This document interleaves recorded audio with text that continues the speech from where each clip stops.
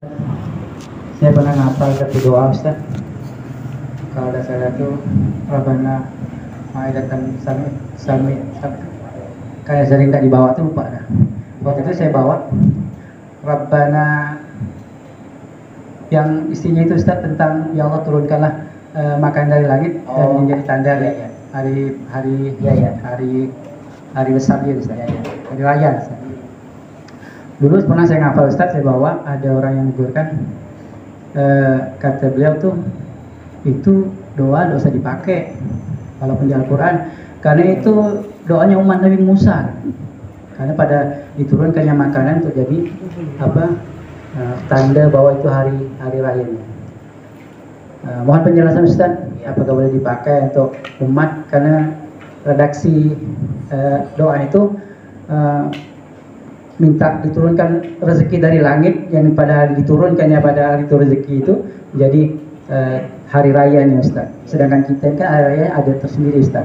Apakah boleh umat Muhammad memakainya atau yang khusus untuk umat Nabi Musa? Mohon penjelasan Ustaz. Assalamualaikum warahmatullahi wabarakatuh. Sallallahu ala Muhammad.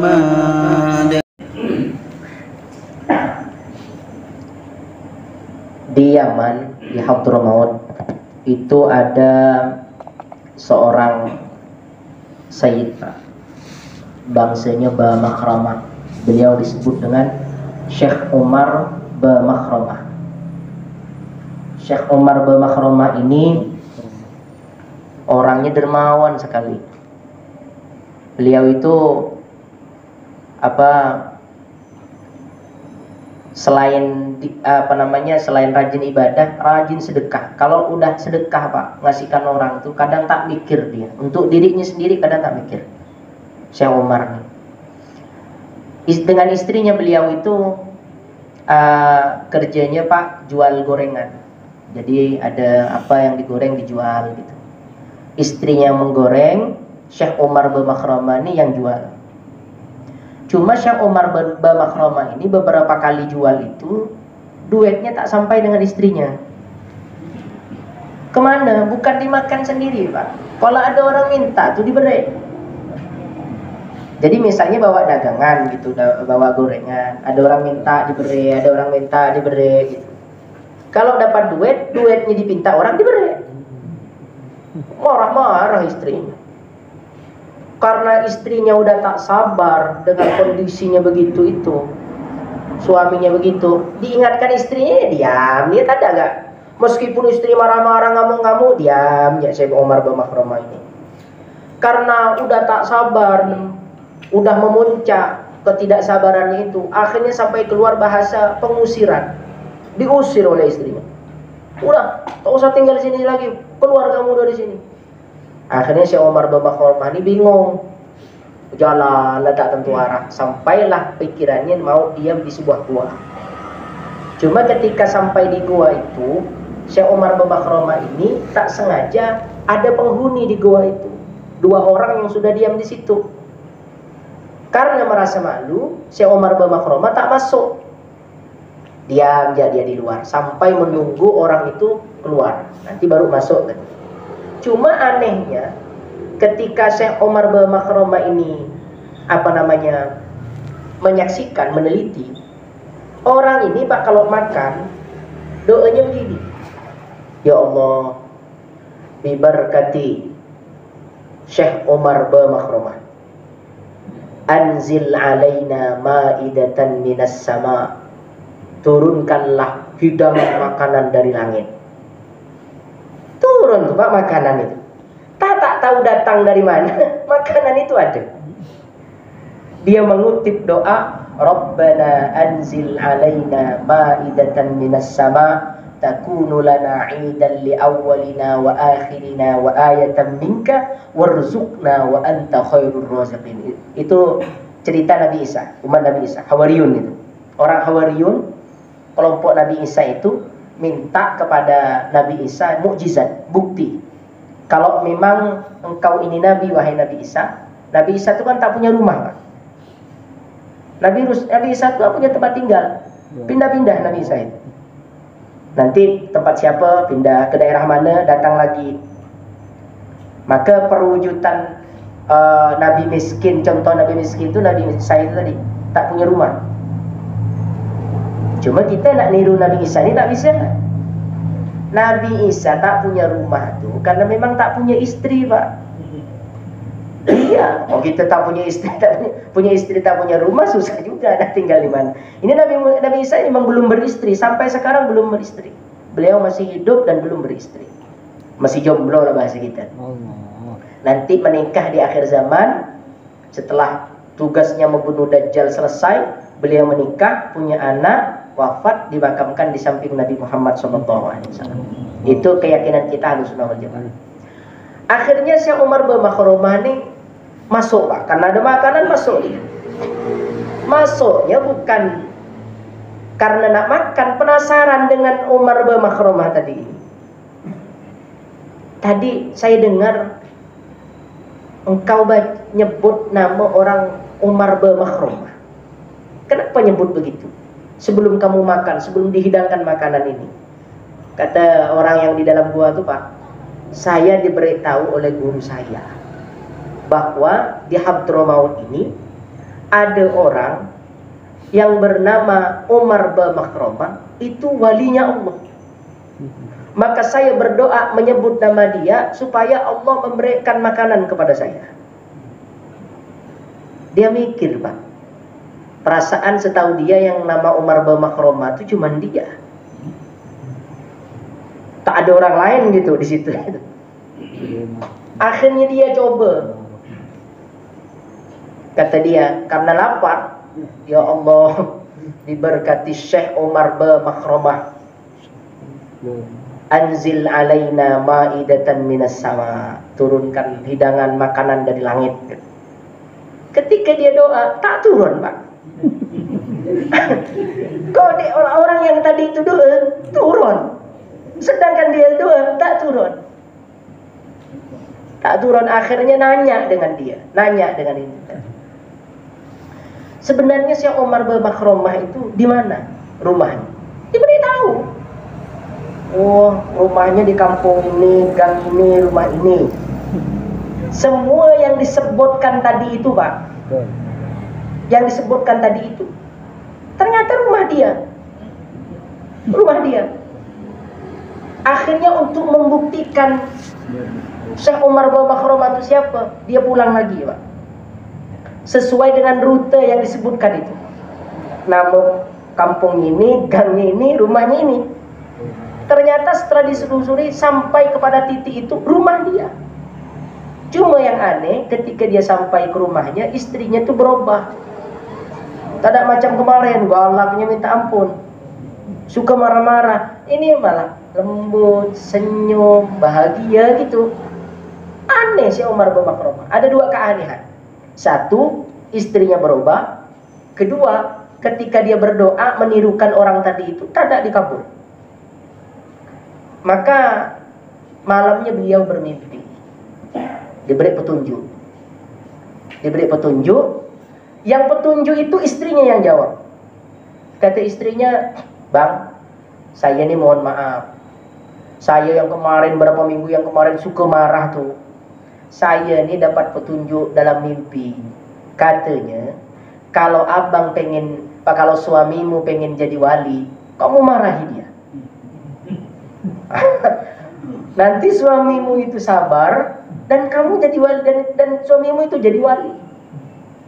Ternyata marahnya istri itu, Pak,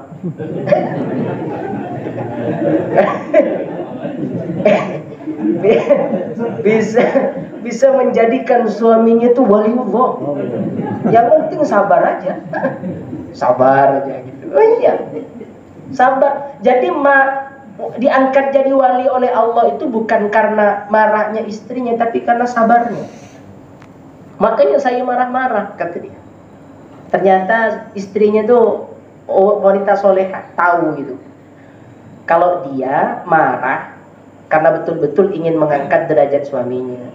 Kalau istri kita marah itu bukan begitu. Niatnya beda. Niatnya beda.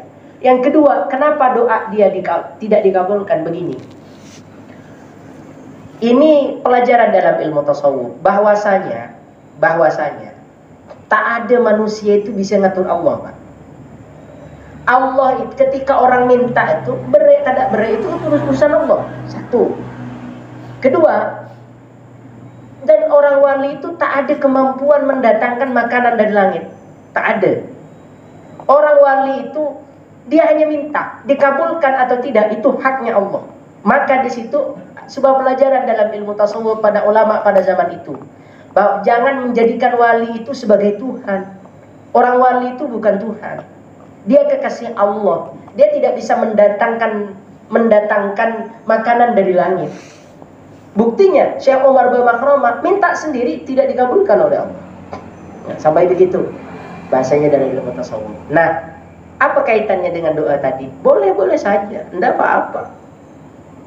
Doa itu memang dilakukan oleh umat Nabi Isa, tapi maknanya itu macam-macam, bisa ditafsir dengan bermacam-macam, Pak. Maidatan minas sama bisa diartikan, ditakwil dengan kalimat lain, bukan minta makanan seperti yang dulu Allah berikan kepada umat Nabi Isa, tapi kita minta rezeki yang banyak. Bisa begitu. Maidatan minas sama takunu lana 'idan li awwalina wa akhirina wa ayatan minka. Ini untuk hari raya kami, wahai Nabi Isa, dan untuk sebagai bukti dan tanda keyakinan kami kepada engkau. Akhirnya minta Nabi Isa kepada Allah dan diijabah. Langsung datang hidangan makanan itu, Pak. Tapi kata Nabi Isa, harus habiskan hari ini. Tak boleh dibawa pulang. Kebetulan waktu itu ada yang tamak.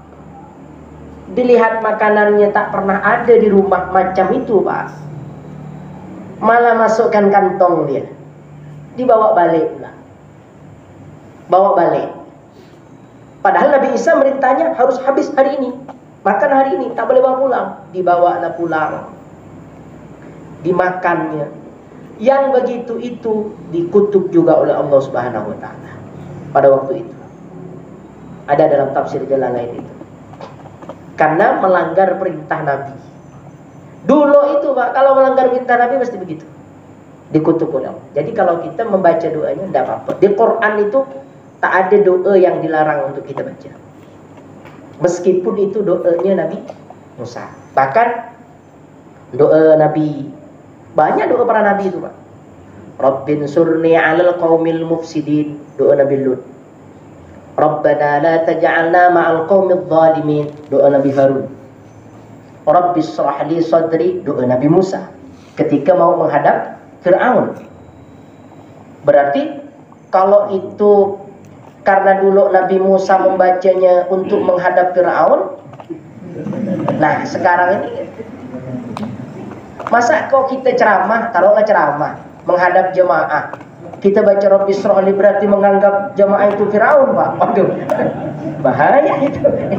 Nah, itu bahaya itu. Jadi karena itu memang dibaca ketika Nabi Musa itu mau berat, ketika Allah perintah idhab ila Fir'aun innahu tagha, Nabi Musa itu yang berdoa, Rabbi shrahli sadri wa yassirli amri, begitu.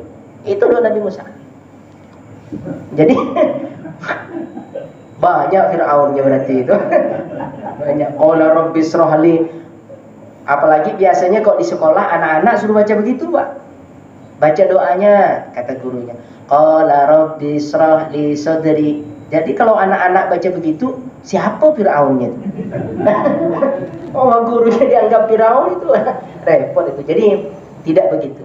Jadi apa namanya? Ada dalam istilah ilmu Quran, Pak. Itu namanya khitab. Khitab itu dulu hal ini dilakukan oleh orang ini, tapi pemaknaannya, pengertiannya bisa dilakukan oleh siapa saja. Rata-rata begitu. Maka disebut oleh ulama al-ibrah bi umumil lafzi la bi khususis sabab dalam ilmu Quran. Jadi dalam Quran itu semuanya bisa kita pakai, semuanya bisa kita amalkan, kita baca, karena yang penting yang sifatnya bukan khusus, yang bukan khususiyah. Ada memang di Quran itu yang sifatnya khususiyah, yang memang Ibaratnya hukum itu berlaku untuk seorang nabi. Contoh dalam Quran yang hukum itu sifatnya khususiyah.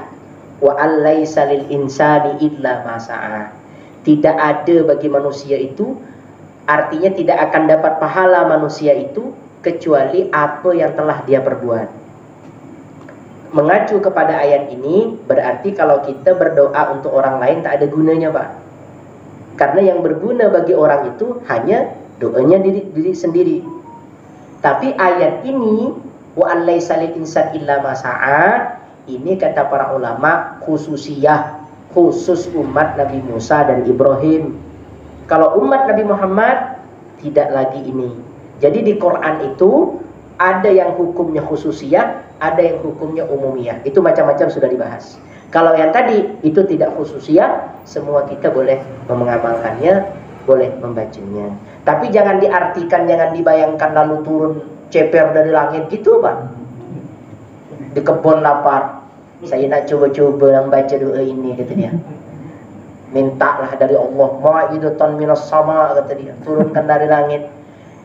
Yang turun bukan ceper, daun langsatnya itu turun, atau bukan cepernya. Jadi kondisinya beda, yang membaca beda, dan kondisinya berbeda. Kita maknanya itu minta rezeki. Kalau kita baca itu berarti minta rezeki kepada Allah. Boleh kita mengamalkan, tidak ada masalah, tidak apa-apa. Silakan, mungkin ada yang